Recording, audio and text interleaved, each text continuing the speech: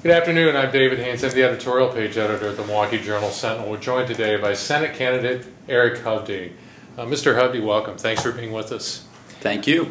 So let's get right to it. You've taken in recent days a few knocks from conservatives who say that in some ways they don't think you're conservative enough. I want to quote here from the Club for Growth president, Chris Chocolate, who said, just who's worse is admittedly a close call for us. He's talking about you and Tommy Thompson. Tommy raised taxes repeatedly. On the other hand, Eric Hovde has called for higher taxes and supported Jim Doyle. So the question is, what can you say to reassure fiscal conservatives in this primary that you're not really a taxer and spender in disguise? Look, when you get in a race, the one thing you don't want to be is irrelevant. Once you become relevant and once you take the lead position or near lead position depending on the poll, you're going to get a whole host of different attacks. The attacks by the club are ridiculous at every single level. The club is tied into Mark because the number of people at the club work for Mark Newman, work for Mark, both as his chief of staff and then one of them worked for his home building company. As it pertains to the tax issue, it's real simple. During the 2008 or 2009 timeframe, they take a quote from a time when I guest hosted CNBC Squawk Box. And we're in the heart of the financial crisis, and I can't remember how the question was asked, but you know, to deal with our deficit problem, would you be willing to pay more tax? And my comment was, I've been blessed in life and fortunate. I would be willing, me, not raising tax rates against raising tax rates for a whole set of issues. In fact, I'm probably the only Senate candidate ever in the history of running that's done an ad about we need to reduce corporate tax rates. And what I was largely referring to is one of my businesses benefits from the carried interest, my asset management business. To me, it's just another form of distortions in our tax code. I believe we need to lower our tax rates, get rid of all the corporate welfare, and fair up the system. I don't believe that we should have a tax code where certain parties benefit because they have connections to Washington, and other parties are paying the lion's share of the tax burden. So I believe we get rid of all the corporate welfare. So they take one little quote where I'm talking about myself personally, referring to, I know what I'm talking about because it was a discussion point at great length at that point in time, still is. It was asked today of Timothy Geithner when he was doing his presentation at the Alpha Conference in New York City, and he was asked specifically about the carried interest. And so because I refer to that, you get hit with this ridiculous attack. You know, it's just part of politics. Okay. On the carried interest issue, what would you do with that? Would you eliminate that break? Yeah, what I would do is, and I've said this and I've been very clear, I would get rid of all corporate loopholes, every single one of them. It doesn't matter. With an eye toward lowering rates? With an eye toward lowering rates. The reason why we have not had meaningful reform of our corporate tax system since Reagan did it in '86 is because big business kills it at every turn. We have the highest corporate tax rate in the world at 35%, higher than any country anywhere around the globe. At the same time, you have the S&P 500 companies that tend to pay about half the normal rate, 16 to 17% any given year. You have certain companies, I can just name a few. General Electric have 1,000 people in their tax department. There are years that General Electric will pay nothing in tax. In fact, the New York Times did a whole front page article on this issue. Goldman Sachs has 84 offshore corporations. There are times that Goldman Sachs pays nothing in tax. Apple Computer came out, pays 9% in tax. So what you're doing is you're distorting our whole economic system. And what you're doing is making it exceptionally difficult for small businesses to grow and prosper. And by the way, it is our small business and medium-sized businesses that create jobs in our country. large businesses, as they drive towards efficiency, tend to fire as many people as they hire. It is small businesses that grow our economy. So how is a small business that's paying a 35% corporate tax rate going to compete with a company that's paying half that rate, or in some cases no tax at all? So think of it. If you're a small manufacturer competing with the division of GE and they're paying nothing in tax and you're paying 35%, or a small technology company competing against Apple that's paying, I think last year Apple paid 9% in tax versus 35%, you're at immediate massive competitive disadvantage. Plus these big companies have better access to the capital markets to begin with, so can access debt and equity cheaper. So at every single level, it is distorting our free market system. So I'm a strong believer you got to push down tax rates, you have to simplify our code. It is estimated right now that we spend as Americans anywhere from $160 to $300 billion a year in tax preparation. It's absurdity. That's anywhere from 1 to almost 2% of our GDP. So I think we need a massive overhaul of our tax system. I think we have to simplify the individual brackets. I think we have 6 individual brackets right now. I think those should be simplified down to 2. I think we need to broaden the base on taxation and get rid of most of the loopholes. Now, on an individual basis, there are certain things that I'm supportive of. And in that interview, by the way, that they quote about CNBC, I mocked the idea that President Obama was pushing at that point and taking away the charitable tax deduction. That was, and that may have how it all came out. I have to go back and even rewatch that CNBC clip. But where, they were floating the idea of taking that away, which to me is the last thing I would ever take away, because we know charities do a vastly better job of caring for, those people that are economically struggling than government ever does. So there's a couple things that I wouldn't touch, but in large part, I'm a believer that you get rid of all the corporate welfare loopholes and even most of the individual loopholes. Okay. Lee Berquist, reporter for the Journal Sentinel. This afternoon, after the luncheon meeting with reporters, you said that that there are issues on finance and the economy that, frankly, Tommy Thompson would have a hard time understanding. And I'm wondering if you can elaborate on that. And if I could just add, isn't a statement like that fairly patronizing for someone who was the governor of the state for 14 years, health secretary for 4 years, and spent 5 years on corporate boards and running companies? Sure. What I was talking about specifically was our global capital markets. The problem that we have today is so many of the issues have become so overly opaque, complicated, and it has driven issues from, and they come out of the global capital markets, be it Wall Street or the globe as a whole. And if you look at it, if you go to the root cause of something like the internet bubble, or you go to the housing bubble, or you go to the brief commodity bubble that we had after, at the end of the housing bubble, or now the government spending bubble, so many of these issues, people in Washington have no clue what they're talking about. I'll give you a prime example of it. And by the way, Lee, I don't think Governor Thompson could sit here and talk about these issues. All right? I'm going to be very clear. I'm not going to back down on what I've said. I will, and in fact, I'd be glad to have him sit in any room and talk about things like the credit default swap market, talk about the CDO's structure. Now, people may say, oh, what's the big thing about that? The credit default swap market was a $54 trillion notional value market. It is the single biggest reason why we put $187 billion into AIG.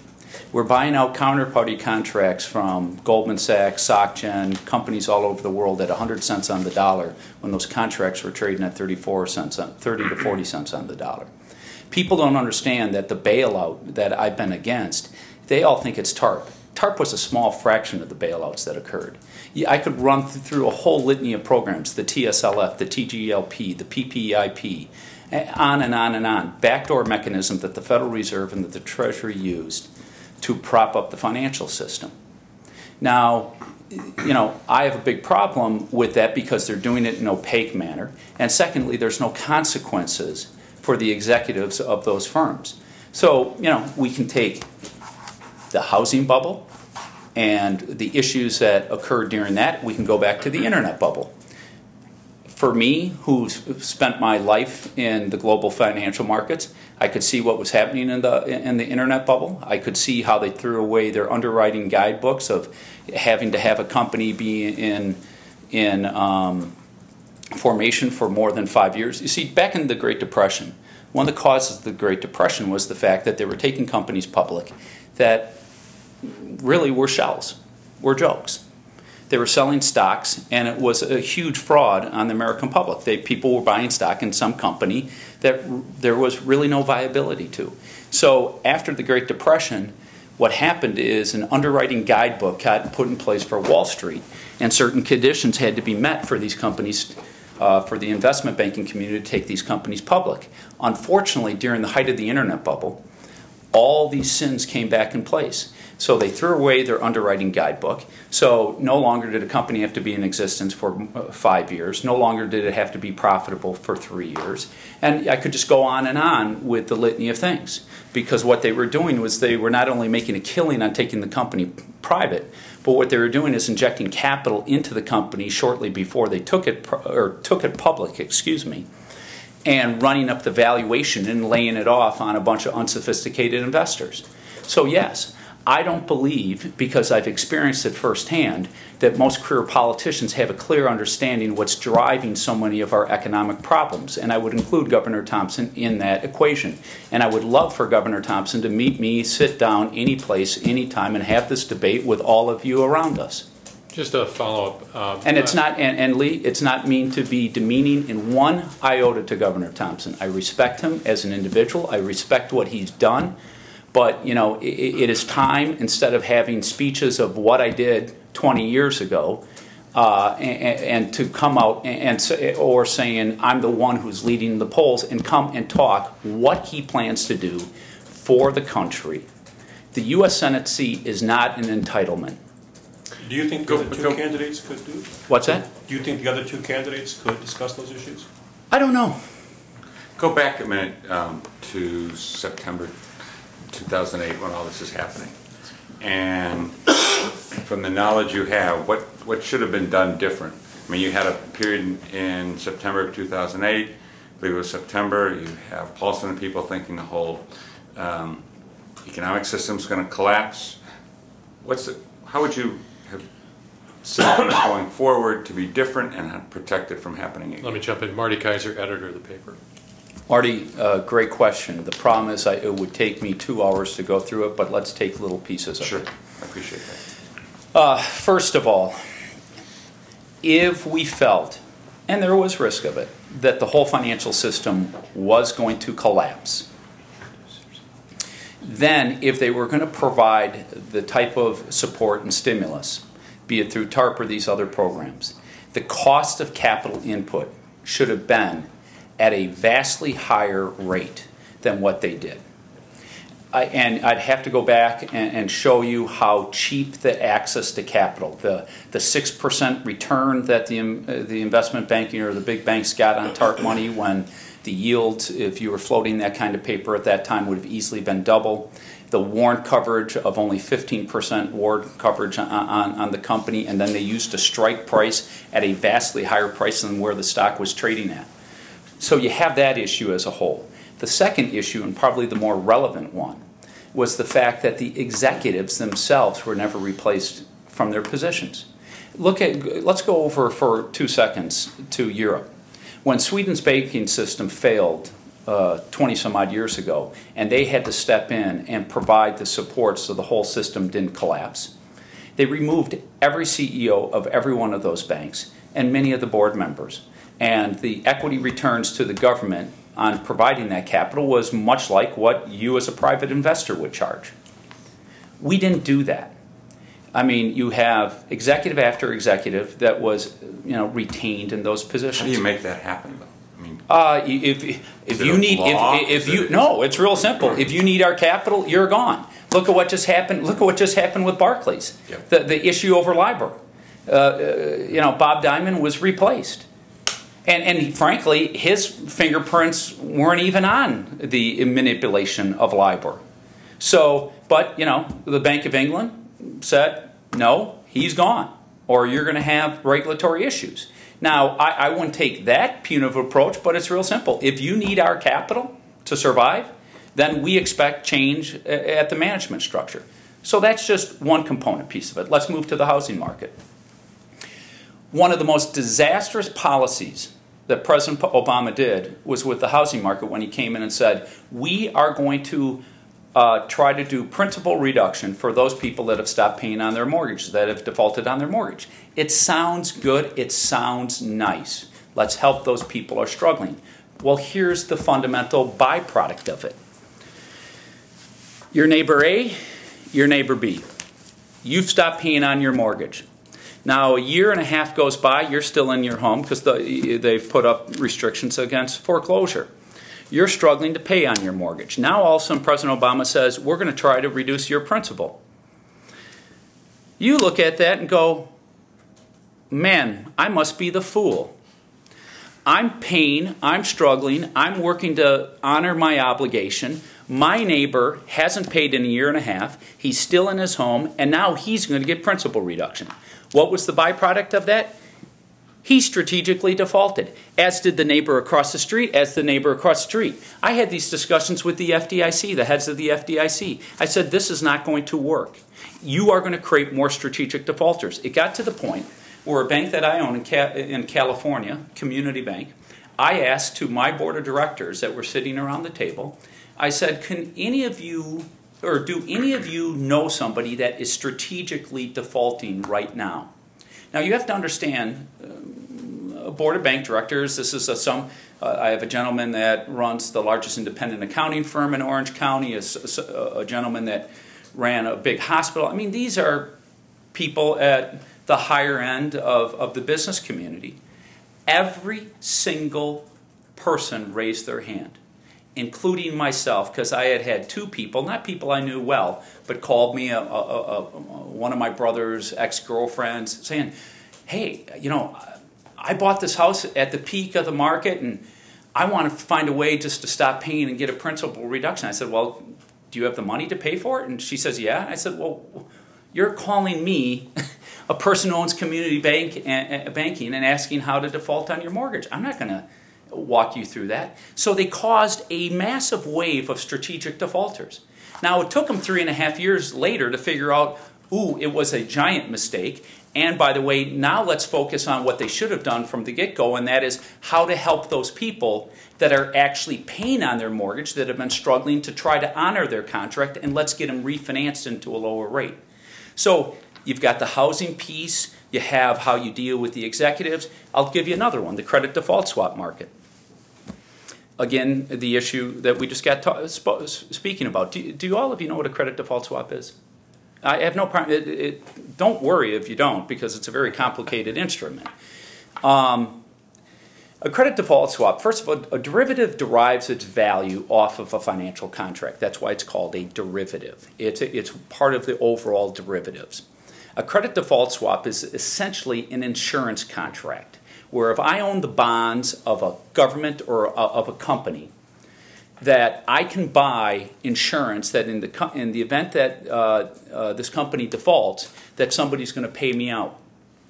The problem with the credit default swap market, it's grown vastly bigger than the amount of bonds underneath it. So it's become a massive gambling casino for Wall Street, because you have notional value that's far bigger than the underlying face value of those bonds. Now, Dodd-Frank was created. They write all these regulations, which, frankly, most of it makes no sense, when it would have been real simple to deal with the credit default swap market in a much more efficient manner. And that is, say, just like stocks, back to pre the Great Depression, a lot of stocks were not traded over an exchange. They were traded over the counter where nobody knew what the pricing was, didn't have any information. If you would have forced every CDS contract within 2 years to be traded over an exchange, and for the party that was providing the insurance to have collateral or to have cash collateral, and the party that was buying the insurance had to own the underlying bond. I could write that in 2 pages. Guess what would have happened? Whop! You would have just shrinking massively. Now, Wall Street doesn't want it. Would your party have gone along with you? Think you could have got Republicans to go along with you? It would have been hard. It would have been very hard. In fact, I'll take you back to, again, to my comments about politicians. Because they don't operate in these markets and they don't understand what they're doing. And I'm not going to name names, you can figure it out. In the height of the crisis, I went up trying to meet with senators and congressmen to explain the severity of what was going on pre the bubble popping and once it had popped.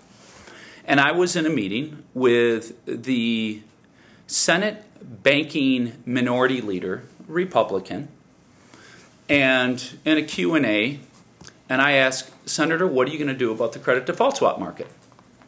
Well, you could see the wheels started moving slowly. And then he gives me an answer, well, you know, dealing with problem and toxic loans, getting them off the bank's balance sheets are very difficult. And I said, excuse me, Senator, I'm not talking about toxic loans. I'm talking about credit default swaps that have a $54 trillion notional value, which is the reason we put $187 billion into AIG. Now, people forget, that bailout was bigger than all the other bailouts. There's no company that required that big a bailout. That was the biggest one. And he had no answer. Now, my response to that is, look, I understand that for most, vast majority of Americans, they shouldn't have to know what a credit default swap is. Frankly, I don't think most politicians will know what a credit default swap is, and that's understandable.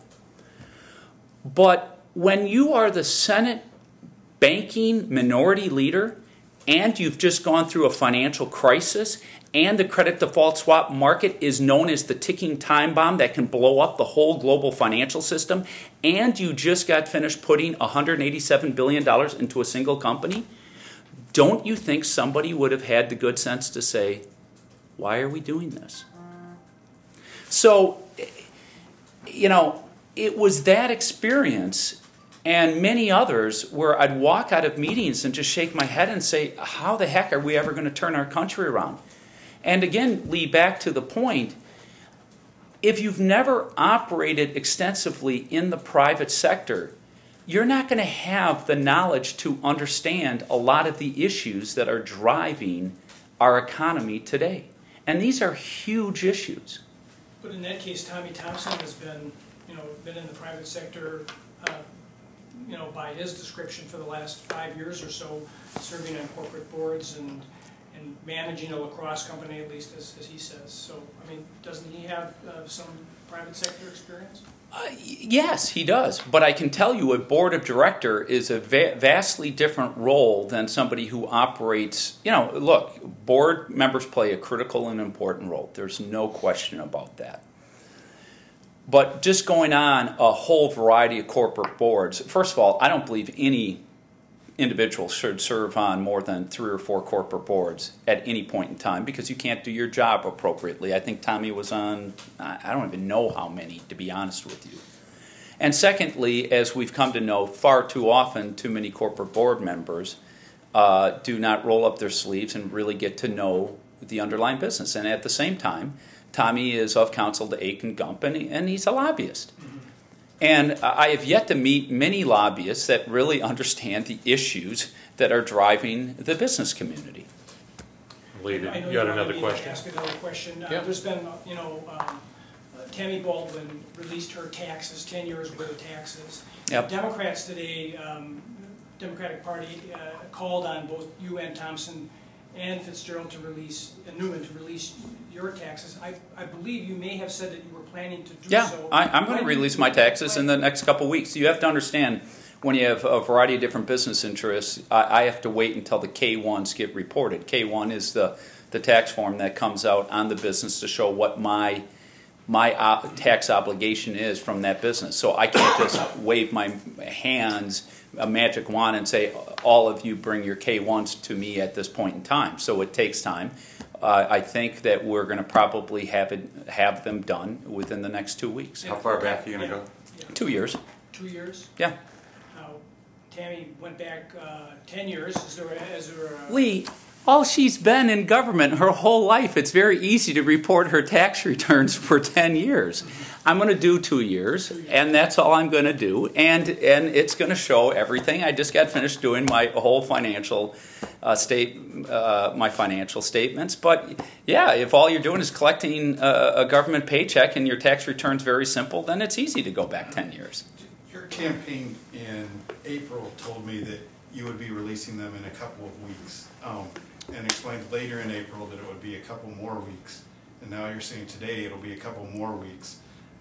Why should we have confidence that you're going to release them in 2 weeks when your campaign for 4 months has been saying that they'll be out soon? First of all, I think what we may have been talking about may not have been tax returns. It was the financial report, the personal financial statement. Right. And I have reported that, as you know.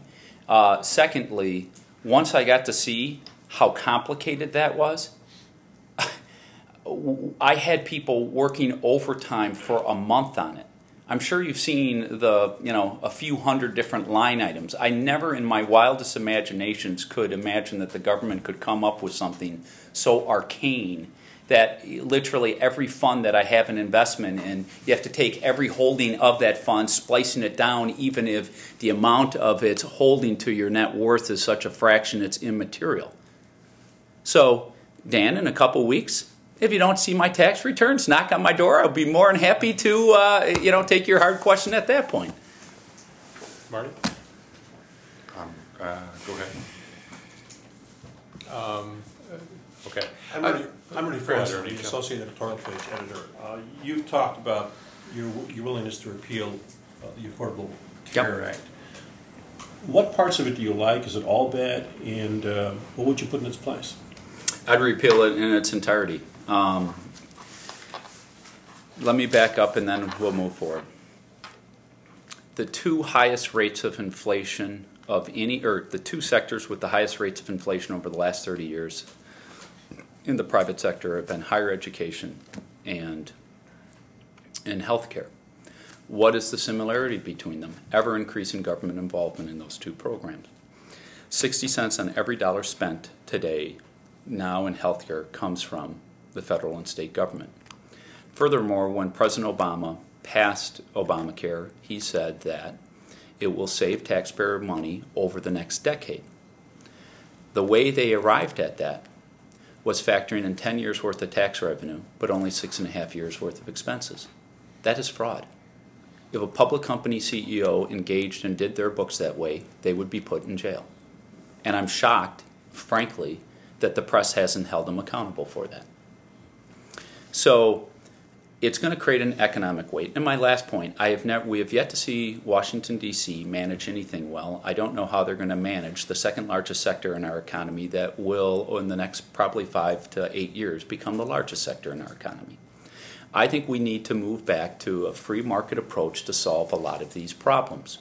I think we need to break up the mini monopolies in every single state where one or two health insurers provide insurance contracts or insurance.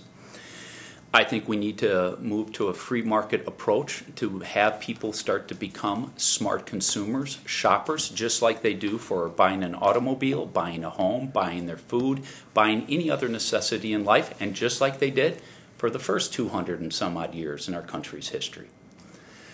So I think we need to deal with moving and having people take personal responsibility of their health and buying their health insurance or health services. Now let's deal with the complicated part of the problem. Outside of fraud, which is systemic in our healthcare industry, I'm sure your paper has written about it. In fact, I remember the Washington Post reading back in 2006 or 2007, they did a GAO study, or GAO did a study on home health care, and home health care is where a nurse has to come to your home to provide service. They found that 68% of the $100 billion spent was fraud. We know we have massive fraud at every single level. I mean, Florida's right now trying to deal with the pill clinics down in Florida and places like Kentucky, where it's just all Medicare and Medicaid fraud and just, pill dispensaries. A lot of it narcotics. But putting that fraud piece aside, which is critical, the two biggest cost drivers are end-of-life care and chronic disease. Could be Parkinson's, could be cancer, could be Alzheimer's, could be MS, could be any one of those things. Or it could be as simple as, sadly, you're driving home tonight and the car hits you and you sever your spinal cord. That, in my view, is a catastrophic event. I think in those instances, I think the government can play a role, and a very critical role. And that is providing premium support to those people that don't have the economic means to buy insurance for those catastrophic events in life. Outside of that, I think it's up to people to start taking responsibility for their own health and their own health needs and making them think as a smart shopper. I've had two cases just on this RV trip that I did where I've had stories where people came up and one gentleman said, and I may get the numbers wrong just because I'm overly tired, but I'll be in the approximate range. He said, I've suffered from some medical issues. I went to the doctor. I needed a minor surgery. And the doctor told me it was going to be somewhere around $15,000. And he said, doctor, I don't have that money. And the doctor said, well, don't you have insurance? He said, well, I've lost my insurance. He said, well, Medicaid. He said, I'm making enough. I'm just over the poverty line, so I don't have Medicaid. The doctor's response is, instead of going to the hospital, come to my office 2 days from now, and I'll do it for $1,500. I told that story in Eagle River. When I'm walking out, a man came up to me and said, sir, let me tell you my story. I have cancer. I needed to get a PET scan done. Now, fortunately, I do qualify for Medicaid. But this PET scan, when they told me how much it would cost, was going to be $11,800. And I thought, God, that is awfully high. So he said, I wanted to test it. I came back 2 days later, or a day later, I can't remember exactly, and he said, I don't have Medicaid, I need this test. How much would it cost? They charged him $1,800. So our medical system is so broken on so many different levels. I saw it with my elderly mother before she passed away. I saw it, and it's not something that we want to talk about on camera and all the rest, but basically she had a little blood coming out of an area of her body, and they wanted to give her a colonoscopy. Mm-hmm. Okay, now you have to understand, my mother is an 81-year-old woman. And I heard this, I almost went ballistic. I said, what do you mean they want to give her a colonoscopy? Because my older brother's neighbor's mother just had died from a colonoscopy at an elderly age because they punctured the lining. And as you know, colonoscopies can be a high-risk event, particularly for older people, because your systems become more brittle. So I got the doctor on the line, and I said, doctor, you're advising to have a colonoscopy. I'd like to understand why. Well, there's a little blood. And I said, okay, well, what are you worried about? Well, it could be cancer. I said, what's the risk of cancer? Well, extremely small. How small? Less than a couple percent. Okay. If even it is cancer, she's 81 years old, do you think she would ever die from that cancer? No. At that age, the cancer would move so slowly, she would probably never die from it. So then I hit him with the big question. Then why are you advising my 81-year-old mother to do a procedure that is more risky than even if she had cancer and you've already said that she probably doesn't have it? Our whole medical system is broken. Now, a couple of pieces, though, of the CARE Act are pretty popular with voters. The no pre-existing conditions and keeping your kids under your insurance until 26. The pre-existing conditions, I understand, and it goes to a deeper issue as far as I'm concerned and how insurance is written. You have to understand, in every other aspects of our lives, we buy insurance individually. Think of it. You buy your homeowner insurance individually. You buy your car insurance individually. Everything else in life you buy individually. What happened is Health insurance came as a byproduct of World War II, where they couldn't increase wages, so the way for businesses to attract employees was offering them health insurance, and their tax code got morphed. I think we've got to get back to where people are able to buy, and again, break up these mini monopolies, because it's absurd. I mean, the banking system, if you go back 30 years ago, a bank from Wisconsin couldn't go into Minnesota and vice versa, or couldn't go into Illinois and vice versa, and then we saw the interstate banking laws crumble, and you brought in competition. The same thing should happen with insurance. You've talked about being able to buy across state lines. Absolutely. But But you talked earlier about the premium, the person getting hit by a car. What if these people don't buy insurance? Were you just going to turn them away when they show up at the emergency room? No, and that's the reality of it. They are going to suffer some level of consequence. But again, if you are economically disadvantaged and don't have the means to buy that catastrophic insurance, that is a way where the government can provide premium support, where they can access a government check to buy that comprehensive insurance for the event of a catastrophe. And if they don't, then we're just You going know to take what? care of them anyway. Well, guess what? That's been happening. Eric, James calls the editorial. But you were asking, I was addressing one point, and I don't know if I... One was the pre-existing conditions, the other was the keeping your kids until they're 26. Yeah, the pre-existing conditions, because if we can get back to individual insurance, then you can carry your insurance anywhere. Mm-hmm. So you don't have that event, because that's one of the big problems. Most people, as we know, it's fairly rare, unless you're a young child and get hit with a childhood disease. Most disease onset tends to come in your 30, at the earliest in your 30s, but more cases your 40s, 50s, or 60s. So if you could buy and have portable insurance, then you don't even have that issue. As it pertains to allowing kids up to 26, I understand it, but I also am concerned that we continue to extend, how do you say this? You continue to extend a variation of childhood far too long. At 21 years old, my parents had, one child, another child on their way. They were standing on their own 2 feet. Look, all your parents were that way. You go back to our grandparents, you're on your 2 feet even earlier in life. And, one of the big problems that you're seeing in Europe, kids never get out of that stage of growing up and maturing, and they've names in Italy, the Bambinos, and in Spain, and all the rest. So to some degree, I do have a little bit of an issue that come age 21, you should start taking responsibility for your own life. Now, if you had a condition, as a childhood disease, then of course you should be able to carry that. There's no question about that.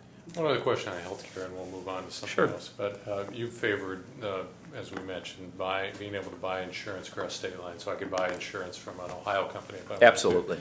But the critics of that idea say that one of the issues is the varying regulation from state to state, and you could run the risk of a race to the bottom in regulation. Is that a concern? And if it is, how would you deal with it? In other words, you might shop. No, I understand exactly what you're talking about, because, look, if you go back, you had, I'll take you back again, 30-plus years before the interstate banking laws, the level of regulation for state-chartered banks in places like Ohio or Maryland were not as comprehensive as what you had at the federal level, so you did have some of those problems.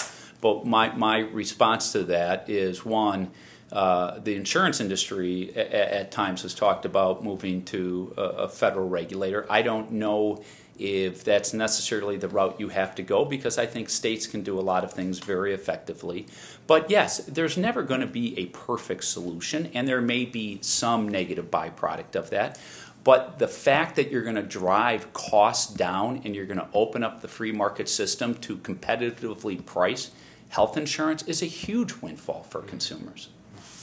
James. Yeah, let's stick on insurance for a moment. In Milwaukee County alone, there are about 100,000 people who don't have insurance. Mm-hmm. And statewide, there's about over 400,000 people without insurance. And, I know you talk about responsibility being a factor, but you have to factor in poverty as being one of the reasons too. Of course. It makes absolutely no sense that people have to rely on free clinics to take care of their healthcare needs. I mean, what would you say to someone like in a condition like that? Do you just turn them away when they... No, I've talked about, again, premium support for those significant events, but we also have to have people stand on their own 2 feet and start focusing on their health. We have an obesity crisis. We've taken away people's self-responsibility to try to take care of their own health. Look, the more we've moved to a socialized system of medicine, we've seen the quality of our health in this country decline. That's a fact. That's just a plain fact. Type 2 diabetes has skyrocketed. You know, we have to start making people take personal responsibility. If you always, we're just going to take care of everything for you, then you lose your sense of personal responsibility in that process. And I am a huge believer in that. Because as I said in the speech that I just gave, you know, and it's going a little off topic, so I hope you oblige me for 2 seconds. But I asked everybody, I said, I want all of you to stop for 2 seconds and think about the things that make you most proud in your life. What makes you proud? What do you feel good about? And I said, I'm not going to ask you to share with me what that is, but I can tell you what made that, whatever it was, make you feel good about yourself, make you proud of who you are. It's the thing you sacrificed for. It's the thing you worked hard to achieve. It's the thing you poured your blood, sweat, and toil into. That's what creates self-confidence. That's what creates independence in people. So my whole message is, yes, we have to get back to personal responsibility. We've got to help people lift them out of poverty. I do not believe in social programs that all they do is trap you in entitlement and dependence. As I said, what do we know from the world of psychology? This isn't me talking. Go to any psychology school. A dependent relationship is a destructive relationship for that person that's dependent. What do you want to raise as your children? You know the old axiom.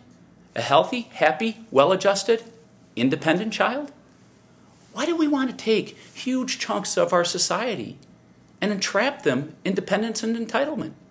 But there will be people at times who simply can't afford insurance or can't afford to go to the doctor. And it may not be their fault at all, and lost a job or something. What do you do with them? I just got finished talking about premium support. Premium support, okay.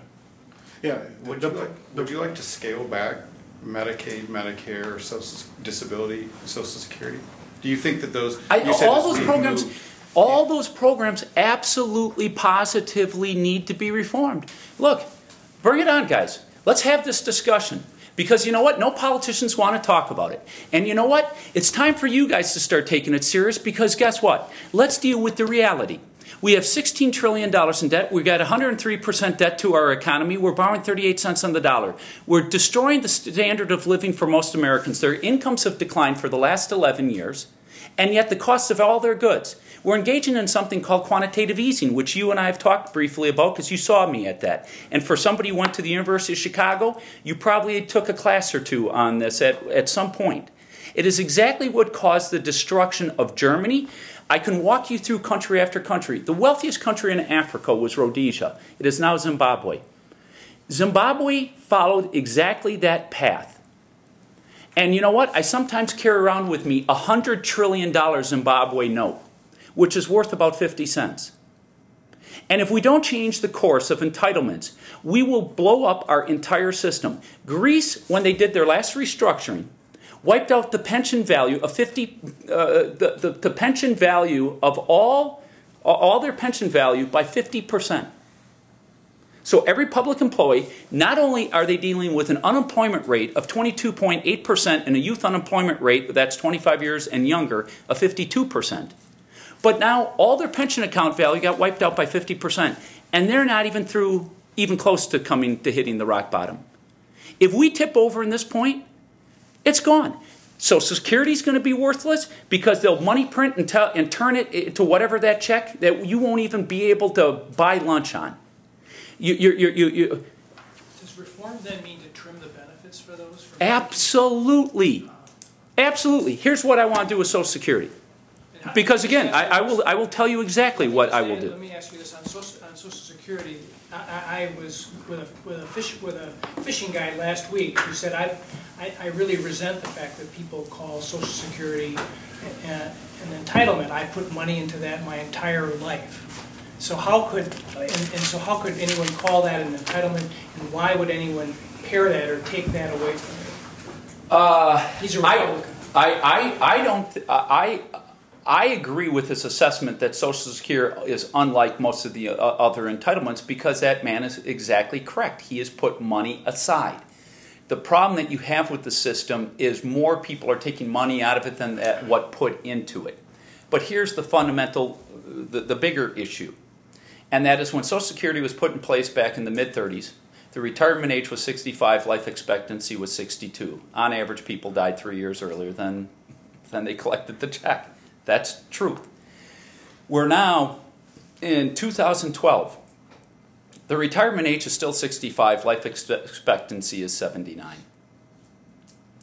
So my view on Social Security is real simple. If you're 50 or older, we're not going to touch it. If you're under 50, you're going to add 2 years to retirement age. If you're under 40, you're going to add 2 more years, and if you're under 30, you're probably going to have to add another year. Secondly, which may be the other issue the Club for Growth is hitting me on, as I've said repeatedly, for those people like myself, and while it upsets a lot of people when I say this, and they'll say, I paid into the system my whole life, but for people like me who have been economically blessed in life and have been able to be fortunate, you're going to have to do some level of means testing. And that means somebody like me may not receive my Social Security payments. The Hovde rule. I said that would become the Hovde rule. Sure. Because you know what? If we don't, everybody's going to lose it. And everybody's going to have to pick choices to sacrifice.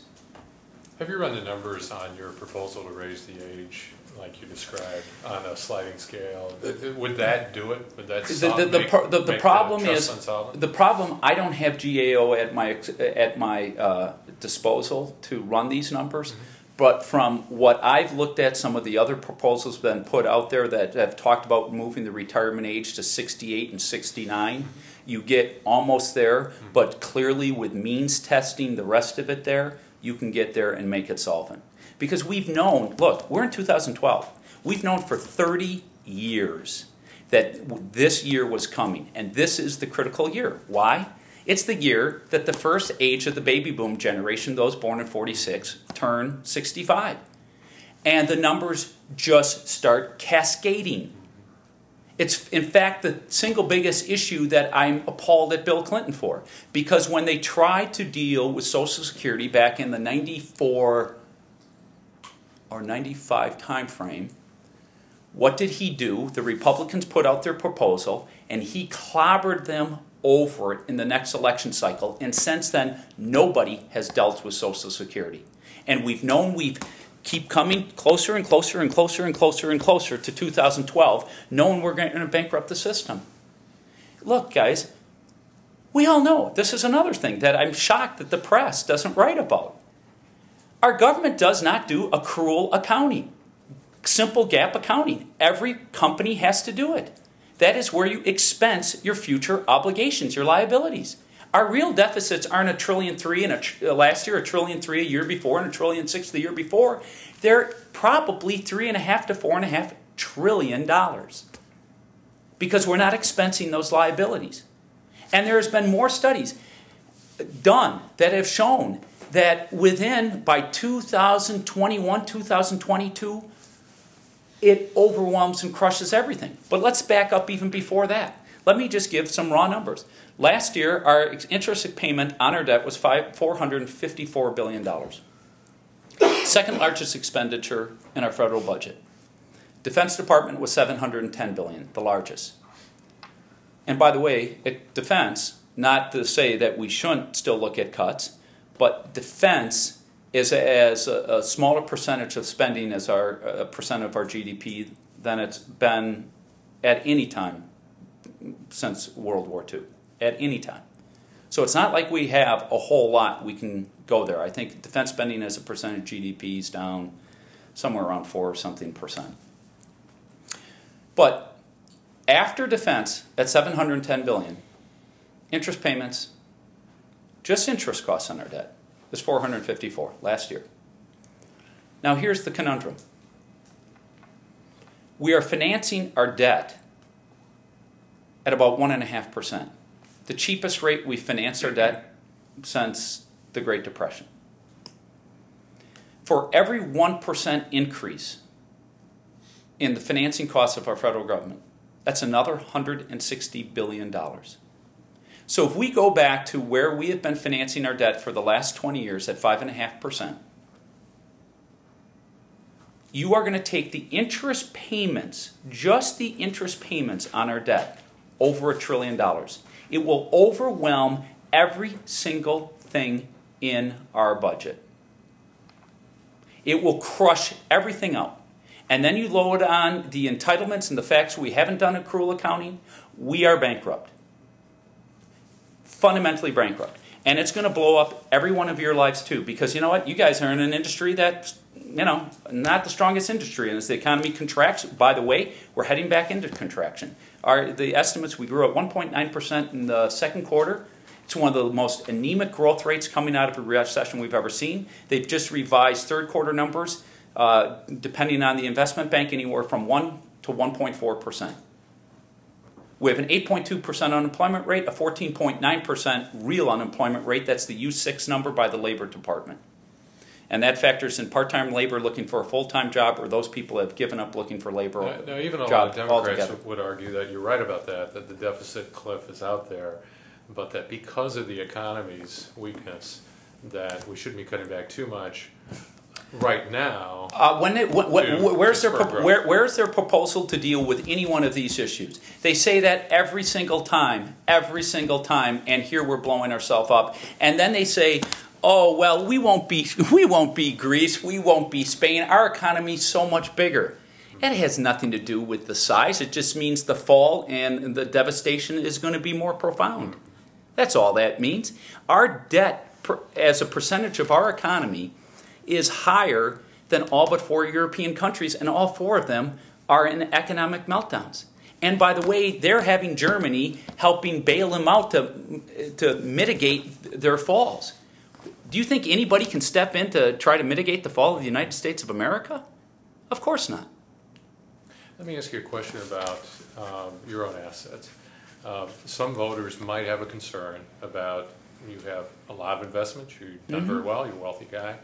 Do you intend to put those in a blind trust as Senator Cole has done? How will you handle those if you're elected?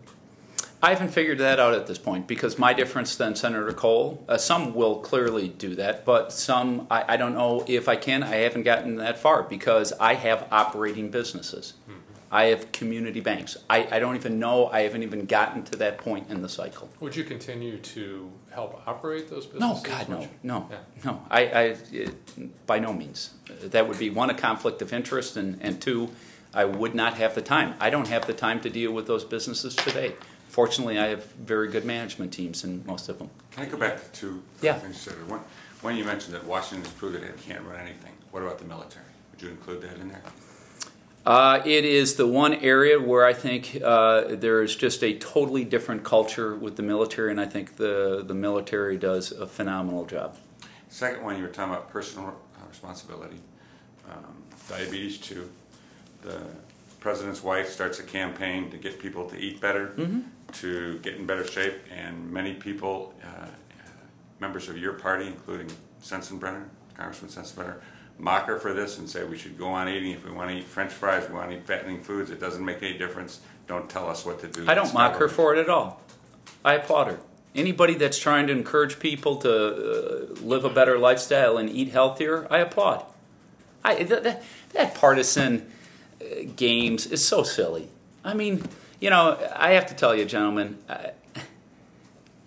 and lady, I'm sorry, and I know you're going to laugh at this, but I knew it was bad. But the level of immaturity and pettiness and stupidity in the world of politics is stunning to me. In my world of business, if people behaved even close to what they behave like in politics, you would be shunned. Nobody would do business with you. I mean, I'm constantly amazed. And yeah, I take issue with a whole host of different things my party sometimes says. You know, saying ketchup is a vegetable. I mean, come on. Can you name a couple others that you added to that list? Well, I think you already addressed one of them. There are fractions of the Republican Party that are every bit much tied to cronyism and Wall Street reform. It's not just the Democrats, it's both sides of the aisle. In fact, you know, I talk about cronyism. It's my 8th point on my economic recovery plan. It is distorting our free market system and democracy itself. And you can go through example after example. I use the examples of Obamacare, how Nancy Pelosi's corporate givers are getting waivers from this. I use the example of Solyndra, how George Kaiser, who was one of President Obama's major campaign contributors, got a $500 million loan guarantee after he got elected. I use examples of like the Boeing tanker deal, where a cost-plus contract just goes on and on and on and on. In the world of real estate, a cost-plus contract works rather well. Why? Because if you don't deliver the building on time, on budget, guess what? You're getting fired. In the defense contracting world, guess what happens? These contracts go on and on and on and on and on and never seem to end, and the cost goes through the roof, and they just keep going on and on. Wall Street was a prime example of cronyism. A prime example of cronyism. So, you know, it's littered all over the place. Now, fortunately, I think we are getting, on the Republican side, a big brush and starting to sweep out some of those career politicians who have been very embedded in cronyism. And I know, without question, if I end up getting elected, that I will be in battles with people on the Republican side, without question. How effective do you think you could be? I mean, if you're fighting everybody, how do you get anything done? Look, I'm never going to take the approach, let's get in a fight. My first approach is, let me give you a hand and shake your hand, and let's talk about the real issues, and let me try to explain how serious this crisis is. Because guess what? What most career politicians don't understand, as this economy continues to weaken, that brush is just going to keep sweeping them out. Sweeping them out. Go back to Japan. Look at Japan over the last 22 years. They haven't even been able to keep a stable government at all during that 22 years. Why? People are frustrated. And they're going to continue to remain exceptionally frustrated and sweep politicians out until things get corrected. That's what's happened in Greece. How many governments have they toppled? They had to have, after having an election, they had to redo another election. And so they're going to start, they're already feeling the effects of it, and they're going to start feeling the effects of it much more. So my point to them is, you know, if you really want to continue your political career, you better start taking serious reforming the system and getting our economy stabilized, because guess what? When your next election's up, you'll probably be swept out as well. Do you have any differences of disagreement with Senator Johnson? I can't think of them. I applaud Ron. Ron is probably one of the only senators from a farm state that just voted against the Farm Bill. I think Ron is doing a fantastic job. And, you know, Ron's in a struggle with his own party half the time. Dan, last question. Sure. I got so many. I got to figure out which. How about a foreign policy one? I was hoping we'd get some foreign policy. I mean, geez, I love talking economic, guys. I really do, but I keep waiting to talk foreign policy.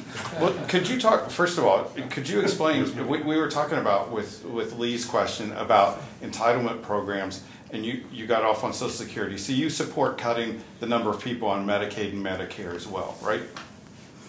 I believe in entitlement reform. Now, that may shrink the size, a pool of people that participate in it, and it will probably move them, particularly Medicaid, if we can move them through a premium support system where they're buying, if we can make some changes in the health insurance industry to drive down costs and move them. I got another question. Okay. Keep going. Okay, so it might result in that. your voting record, you voted in Wisconsin for the first time in February in 25 years. I don't know if you did vote back then. And in Washington, D.C., you voted twice since 2004. Not very often. How do you convince people here that you're not a carpetbagger with a record like that? Oh, come on, Dan. Let's get out of the pettiness. I mean, please. Please. Dan, stop. I'm a third-generation Wisconsinite. I was born here. I was raised here. I graduated from East High. Went to the University of Wisconsin. I graduated from there. I've been back here nonstop. I've rebuilt the family real estate business. I mean, to sit there and even throw that term is ridiculous. And this is frankly, Dan, this is part of the problem. You're all playing gotcha when our country's burning to the ground. You want to talk about me being a carpetbagger? Please. Well, look at your ad today, talking about others throwing mud, and then you end up throwing mud on top of them. I've had 3 attack ads. Dan, you know it as well as I do. I have ran ad after ad after ad, radio ad, television ads. Not one of them has ever even mentioned any of my competitors' names. All of them have been on issues. All of them have been positive. Today's mud is yes, because I've been taking nothing but attack ads. I've had Mark Newman up with 2 different attack ads. I've had Club for Growth in here with an attack ad. I've had Tommy at convention, Republican convention. I woke up in the morning, went to the door. Under the door of every single room was nothing but attack literature on me. Okay? Since the day I've gotten into this race, all I have had is those type of attacks. And you know what? I just rose above it. You know, stay on the issues. But at a certain point in time, you have to respond because otherwise people may think, well, is there something there? You know, but wait, stop. You know this, Dan. You're not a political novice, so why are you asking the question? Because you're playing, let's play get you, gotcha. Again, our country's going down the tubes. Do you really want to play, are you a carpetbagger, when you know my history? Are you really want to play these games? This question, you only voted twice in D.C. from 2004. You vote in 1 presidential. Dan, you miss a lot of elections. I'm a conservative in D.C. Do you understand that? Okay? There is no chance at all. I'm a person that spent 75% of my life in an airplane, flying around the U.S., flying around the globe. You know a lot of what I've been up to. I built homeless shelters for street kids in, Kigali, Rwanda, Mombasa, Kenya, Accra, Ghana, Mexico City, Huanaco, Peru. So when it comes to a vote in Washington, D.C., and you're a conservative and your only choice is a liberal Democrat and a liberal Democrat, it's a little discouraging. Do we have other questions? Let's bring on some foreign policy ones. Well, we'll ask you one foreign policy question, and then we'll have to wrap up. Let's talk about the Eurozone crisis, which has its roots in some of your own background. Do you think that the U.S. should be doing anything that it's not doing now to help resolve the problem in Europe, since we have such a huge stake there? No. There's no way. Look, is there anything we can do? Look, we've already opened massive euro-dollar swap lines from the Federal Reserve to the ECB so they can have the liquidity. But the reality of it is Europe will sink. There is no way, and this whole phoniness that Germany is somehow going to save the day. Germany's 31% of the EU economy. 31% can't save that much of the economy that's collapsing. And by the way, Germany's economy, it's not like it has robust growth. You also have a country like Finland, which went through a significant collapse, and they look at it and say, the Greeks, the Spaniards, the Italians aren't willing to do the necessary things that we did and the economic crisis that we suffered through. Why are we going to continue to extend them lines? It is a European problem. They have to solve it. And do you think the Eurozone is going to break apart over this? I think there's no question the Eurozone will break apart. It will probably last for another 3-4 years now. How that devolves, I'm not quite sure. You could have Finland and Netherlands leave because Finland and every one of the bailout packages are wanting cash collateral placed in their banks, which really isn't a bailout. You still have issues with the Constitutional Court in Germany that will allow the bailout to occur. The German populace may not be kind to it. In the countries that are suffering, be it Greece or Spain, as the strain gets deeper and deeper, you may just have them say enough is enough. We'll move to the lira or the real or whatever and depart. Even though that will be devastating, at least it will cause an economic system where they can eventually get out of it at some point in time. So sadly, I don't think there is really any way to. So it sounds like you think they're willing to be multiple currencies. Oh, I think you're going to definitely head back to multiple currencies. That's the only way these countries can get out from under. Now, there still may be a euro. It could be a euro. It could be a euro of all the broken countries, and then they'll just get into hyperinflation to try to deal with it. Or it could be a euro of the strong countries where the other countries move back to the base currencies. Some people have suggested that the ECB ought to be doing more, that they ought to have been more aggressive to lower rates, maybe do more of the kinds of things that the U.S. Fed has done. I think it's fallacy at its. The one thing in Washington is or in any political capital is always this hubris that they can control everything. So there's laws of economics that are every bit as strong as laws of physics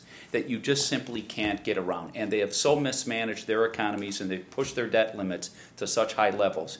Dan knows this because he heard me speak at the Milwaukee Press Club. The most comprehensive study of government defaults and government debasements has been done in the last few years. It's probably one of the most important economic books ever written by Carmen Reinhart, Kenneth Rogonoff, two of the most esteemed economists. It's called This Time is Different, 8 Centuries of Financial Folly. They document in detail every country everywhere around the world that has gone into default or gone into debasement, because you're left with one of two options. And their summary is once you get your economy, your debt in your economy over 90%, it stays that way for more than 3 years, you're left with one of two outcomes. One is a default, which is devastating, or hyperinflation. You debase your currency, you run the printing press, and you just drive down the value of your currency and destroy the living standards of all Americans. Do you expect to continue to finance your campaign largely with your own funds through the rest of the campaign? Through the rest of the primary, or? Well, the primary, and then in the general. No, I'm out there trying to raise money. But I mean, most of the money has come from yourself so far. So yeah. Do you expect that trend to continue? What's interesting, we're getting more and more checks coming in as the campaign's building, and, depending on the poll, potentially being in the lead, and my guess is I am in the lead given all the attacks that have been coming at me. So, I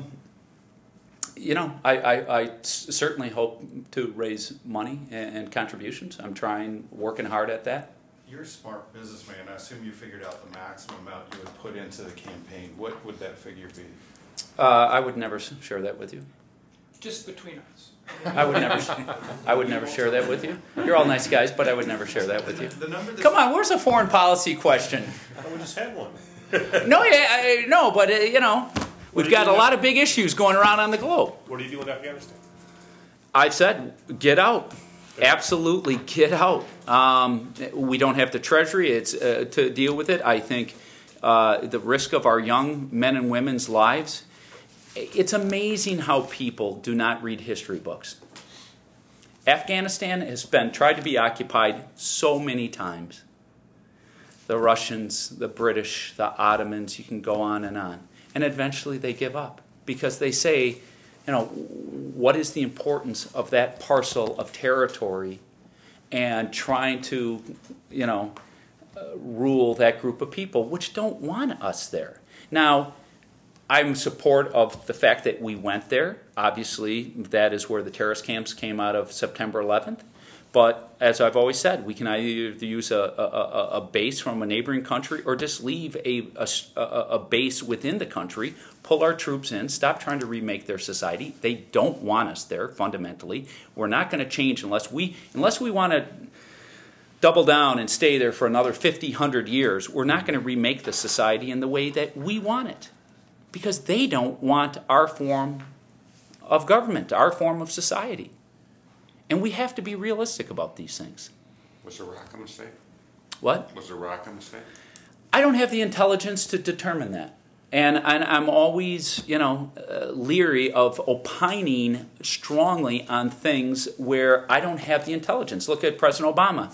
He attacked President Bush ruthlessly on a number of these issues. And yet, once he's been in office, he hasn't shut down Guantanamo.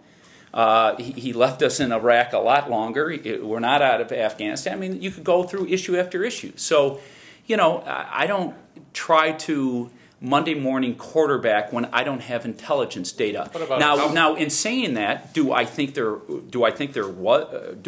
was mistakes that were made along the way? Absolutely. But fundamentally, what we also have to appreciate, and this happens with with Syria, with Iraq, all throughout the Middle East. And it's, again, amazing that politicians won't pick up a book and learn and understand these things. I've learned a lot of it just by traveling. I've been in 71 countries in my life. I've operated around the globe. The fundamental problem that we're having in so many of these countries is underlying religious war between the Sunni and the Shia. And that dates all the way back to Muhammad, when his nephew versus his three counselors at Muhammad's death. And the nephew, it's the strain of the Shia. And the Sunni strain came from his advisors, his close confidants. And you go look at Syria today. It is one of the few countries where the Shia are in control, where the majority is the Sunni. In fact, it's a very small sect of Shia called the Alawites. So you have an underlying religious war. That's what was happening in Iraq, where it was the Sunni, on the other hand, ruling the country, the Ba'athist Party, and the Shia were the majority of it. So what do you think of the Obama administration's policy towards Syria up to now? Again, I am sympathetic to getting too deeply involved in any conflict, because I don't believe you put our young men and women at risk until you have a clear outcome that there is a way to resolve it and extract ourselves out of it. I would not be in there. However, I would be providing bigger support through a country like Turkey that understands it's an ally of ours, it's a neighbor of Syria, and letting them help flow goods to the rebels, because, let's face it, they're in a civil war, and it's going to be an ugly civil war. And I don't want our troops in the middle of it. And that was the one problem that happened in Iraq. We were in the middle of a civil war. And what about, you keep coming back to the economy, and the money we spent in Iraq, and the money we spent on the wars. Absolutely. If you'd been in the Senate, would you have done something different to try and raise money for these wars? Well, I just got finished saying that I don't think we have the money to be in Afghanistan, and I don't want to risk our young people's lives, so I would have been out of there some time ago. I didn't have the intelligence data whether we needed to go into Iraq, but I sure wasn't in favor of us, the protracted battle and putting our soldiers in the middle of a civil war that was happening. What about the idea of how we paid for it or didn't pay for it? In other words, it was sort of off the books, the Iraq War. I think it's wrong. I think it's fundamentally wrong. Okay. Nothing should be off the books. It's just like I got finished talking about with entitlements. They're all off they're not technically off the books, but it's not proper accounting. You're not expensing your liabilities. Eric Hovde, thanks for being with us. Oh, thank you. Appreciate it. I've enjoyed it.